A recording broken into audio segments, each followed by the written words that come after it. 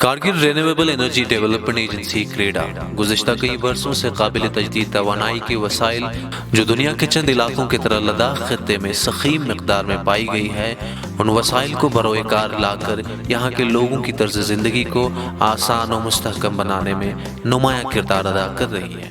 Kargil renewable energy development agency जो LHDC Kargil का renewable energy projects के लिए एक एजेंसी है।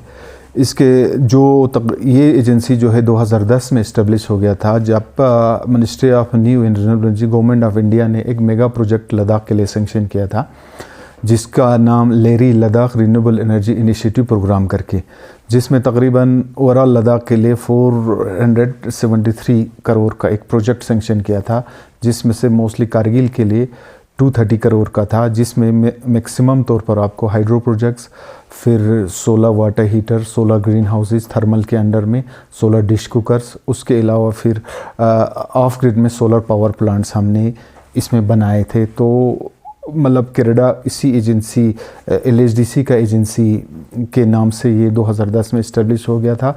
साथ में आप जितने भी प्रोजेक्ट थे लेरी के ऑलमोस्ट कंप्लीट हो गए हैं, तो कुछ हाइड्रो प्रोजेक्ट जो ज़ांस्कार के है वो भी इंशाल्लाह बहुत जल्द इसी 1-2 साल के अंदर कंप्लीट हो जाएगा। तो ये क्रेडा का अचीवमेंट है। हालिया चंद सालों के दौरान क्रीड़ा के जरिए बनाई गई कसीर प्रोजेक्टों का इनेकाद किया गया, जिनमें द्रास और पानी घर में बनाए गए हाइड्रो प्रोजेक्ट, लातो गांव में बनाए गए सोलर वाटर लिफ्टिंग पंप व दीगर ऐसे कई प्रोजेक्ट काबिल जिक्र हैं। अभी बहुत बड़ा मैं आपको बताऊंगा क्रेडा के लिए बड़ा अचीवमेंट ये है। अब तो UT एडमिनिस्ट्रेशन ने क्रेडा को as a renewable energy nodal agencies के लिए ऑलरेडी ऑर्डर हमें मिला है, तो वो बड़ी खुशी की बात है, ख़ासकर हमारे कारगिल के लिए, ले डिस्ट्रिक्ट के लिए उन्होंने लेरडा को एजेंसी बनाया है, कारगिल में क्रेडा को बनाया है। तो अभी हम नया अचीवमेंट में, जैसे आपको पता है, हमने सोलर पे काम किया है, हाइड्रो प्रोजेक्ट्स पे काम किया है, थर्मल में हमने ग्रीन हाउसेस बनाए, फिर सोलर वाटर हीटर्स डिस्ट्रीब्यूट किए, सोलर डिश कुकर डिस्ट्रीब्यूट किए। तो अब हमने एक नया, क्योंकि हमें बहुत LHDC जो हमारे चेयरमैन की तरफ से, बाकी DC साहब की तरफ से हमें हर टाइम यही मीटिंग्स में बताते रहते थे कि भाई विंटर के लिए आप जो स्पेस हीटिंग है, जो हमारे विंटर जो है हमारा ज़्यादा लंबा रहता है, तो उसके लिए उन्होंने कहा था एक प्रोजेक्ट ऐसे कर लो अब जिसमें हमारा कमरे जो गर्म हो, ख़ासकर डे टाइम के लिए या वो जो स्कूल्स वगैरह के लिए होगा, फिर नाइट टाइम के लिए भी ऐसे एक टेक्नोलॉजी देख लो करके। तो हम काफ़ी उस प्रोजेक्ट पर काम कर रहे थे। जैसे इससे पहले हमने 2016-17 में भी स्पेस हीटिंग के ऊपर एक काम किया था, जिसमें हम GIZ करके गवर्नमेंट ऑफ जर्मनी का है, उनके कोलैबोरेशन से हमने तकरीबन 10 हाउस होल्ड को हमने स्पेस हीटिंग के थ्रू काम किया था। मोस्टली आपको यहाँ TV स्टेशन एरिया में है, फिर सोद एरिया में हमने किया था कुछ, तो वो भी काफ़ी इफेक्टिव रहा, लेकिन उसमें आपको थोड़ा बहुत एक्सपेंसेस भी था, प्लस मेंटेन करने में उसको थोड़ा प्रॉब्लम था। फिर बाद में हमने पैसिव सोलर पे काम करना शुरू किया। पैसिव सोलर में फर्स्टली हमने एक ऑफिस का ही अपना किया था, जो हमने फिर उसमें हमने टेम्परेचर्स वगैरह वो किए थे कि इसमें कितना रहता है क्या है करके, तो काफ़ी इफ़ेक्टिव रहा ऑफिस वाला। उसके बाद से फिर हमें पुलिस डिपार्टमेंट का एक बड़ा प्रोजेक्ट मिला, जिसमें पुलिस के जितने भी बिल्डिंग्स थे, खासकर मीनामर्ग है, द्रास है, फिर DPL वगैरह में एक मेगा प्रोजेक्ट हमें मिला।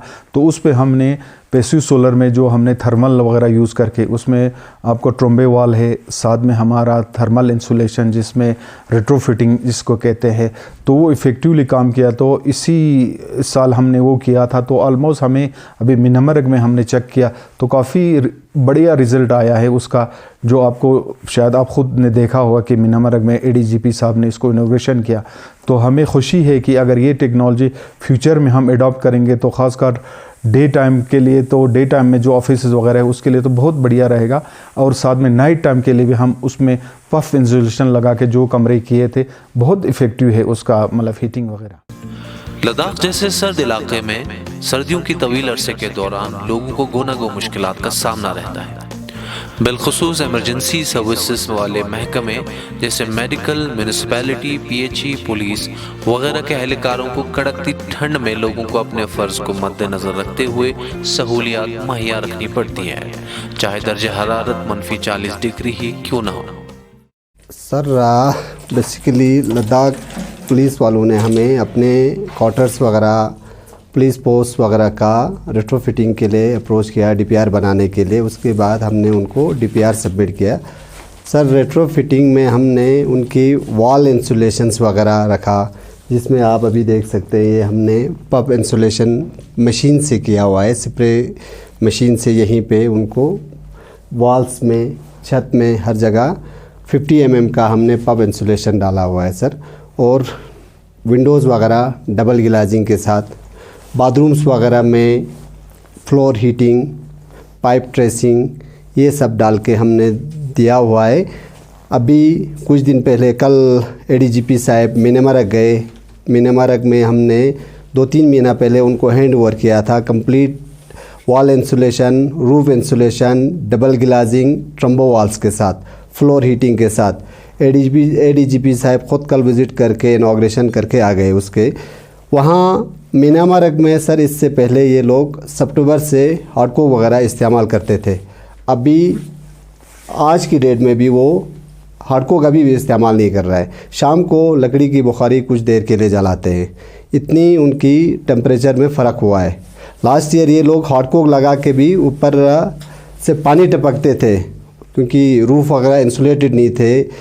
अंदर से जब गर्मी होता था, ऊपर से ठंड जब आ रहा था तो उनको पानी टपक रहा था। इस साल वो सब क्लियर होके अभी वो बहुत सेटिस्फाई है। एडीजीपी साहब भी सेटिस्फाई है, पुलिस वाले भी सेटिस्फाई है इस इंसुलेशंस के लिए। लद्दाख यूटी एडमिनिस्ट्रेशन हमेशा वसी व यकसा तर्ज पर लोगों को खिदमात अंजाम देने में कोशा रहती है। इसी ज़िम्न में लद्दाख यूटी पुलिस ने द्रास इलाके के मीनामर्ग जैसे सरतरीन जगह से शुरू करते हुए क्रीड़ा के जरिए रेट्रोफिटिंग प्रोजेक्ट का इनकाद किया है और इसी तर्ज पर पुलिस महकमे के दीगर रिहायशी व दफ्तरी इमारतों को भी कवर किया जाएगा। जी हाँ, जैसा कि आप जानते हैं कि लद्दाख का जो क्लाइमेटिक कंडीशन है, स्पेशली मतलब विंटर के जो 5-6 महीने रहते हैं, यहाँ पे टेम्परेचर ख़ास करके द्रास, मीनामरग, ज़ंस्कार, रंगदुम, खंगराल, इन इलाकों में काफ़ी मौसम जो है वो काफ़ी टेम्परेचर जो है वो काफ़ी डाउन हो जाता है। तो उस इनिशिएटिव को लेके जो हमारा जो यहाँ पे जो एग्जीक्यूटिव एजेंसीज़ है, जैसे करेडा हो गया, लेकिन करेडा ने जो मीनामरग पुलिस चौकी में जो सोलर रेट्रोफिटिंग का जो कॉन्सेप्ट जो है उन्होंने वहाँ इंट्रोड्यूस किया। पैसिव सोलर हीट प्रूफ जो बिल्डिंग्स बनाई है, जिसमें उन्होंने ट्रोम्बे वॉल का जो कॉन्सेप्ट है उसको यूटिलाइज़ किया है। जो विंटर में जो सन का जो ड्यूरेशन होता है, मिनिमम 5 आवर्स सन का ड्यूरेशन जो है विंटर का जो डे टाइम का होता है, उसको मैक्सिमम यूटिलाइज़ करके, हीट को ट्रैप करके उन्होंने जो है वो पफ इंसुलेशन करके, वुड का यूज़ करके, डबल ट्रिपल लेयर गिलास पेंस का उसको उन्होंने यूज़ करके जो सोलर कॉन्सेप्ट है इसका ट्रोम्बे वॉल का, उसमें जैसे कि बाहर से वो ब्लैक पेंट किया जाता है ताकि दिन की हीट जो है वो ट्रैप हो जाए और रात को जो है वही हीट जो है स्लोली वो रिलीज़ हो के वो पूरी बिल्डिंग जो है वो गर्म हो सके।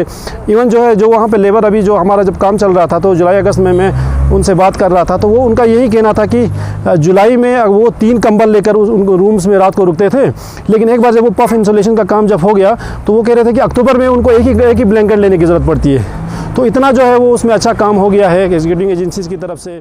सर्दियों के दौरान दफ्तरी व रिहायशी मकानों में लोग गर्मी के लिए तरह तरह के साजो सामान का इस्तेमाल करते हैं, जिनकी वजह से ईंधन की खपत मईशत पर मनफी असरअंदाज होने के साथ साथ माहौल की आलूदगी में भी एक वाज़ेह व नुमायां रोल अदा करती है।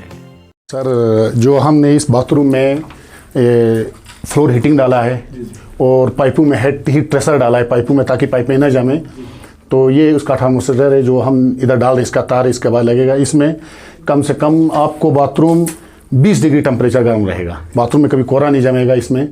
तो ये बहुत अच्छा है हमारे इसके लिए, लोगों के लिए। बाथरूम में जो ये फ्लोर हीटिंग और हीट ट्रेसर पाइप में, ये पाइप की हीट ट्रेसर सीधा ऊपर तक चला जाएंगे टंकी तक, जो पानी की टंकी है, पानी की टंकी को भी हम इंसुलेट करते हैं, तो सर्दियों में अभी कभी हमें पाइप जमेगी ही नहीं। रेट्रोफिटिंग, जिसमें कुछ रसायन के इस्तेमाल से कमरे के अंदरूनी दीवारों पर छिड़काव करके दीवारों को ऐसे पैक किया जाता है कि अंदरूनी गर्मी को देर तक कायम रख सके, जिसकी वजह से ईंधन की खपत को तकरीबन 60 से 70% कम किया जा सके। तो ये रेट्रोफिटिंग जो है, इसके इतने बेनिफिट्स हैं कि बुखारी का ख़र्चा जो है लोगों को इससे बहुत कम हो सकता है। या सबसे बड़ी चीज़ जो है, आपका जो बाथरूम जैम हो जाता है, हमारे इधर सबसे बाथरूम की प्रॉब्लम रहता है, तो उसमें जो है अगर हीटिंग लगाए वेल एंड गुड, हीटिंग ना भी लगाए, अगर दिन में आप एक बार बुखारी जला लेते हैं तो उसका मिनिमम 7 घंटे तो उसकी हीट पास नहीं होती। तो इसलिए ये चीज़ मैं केरला का बहुत मशकूर और ममनून हूँ केरला की टीम का, जिसने इस चीज़ को ढूंढ के ला के हमारे करगिल वालों के लिए एक नायाब चीज़ ईजाद किया। इसी तर्ज के प्रोजेक्ट को क्रीडा ने करगिल में पहली बार पुलिस डिपार्टमेंट की फंडिंग व इश्तराक से शुरू किया है, जो मुस्तकबिल में लद्दाख इलाके को कार्बन न्यूट्रल बनाने में और लद्दाख में मईशत को बढ़ावा देने में कारगर साबित होगा।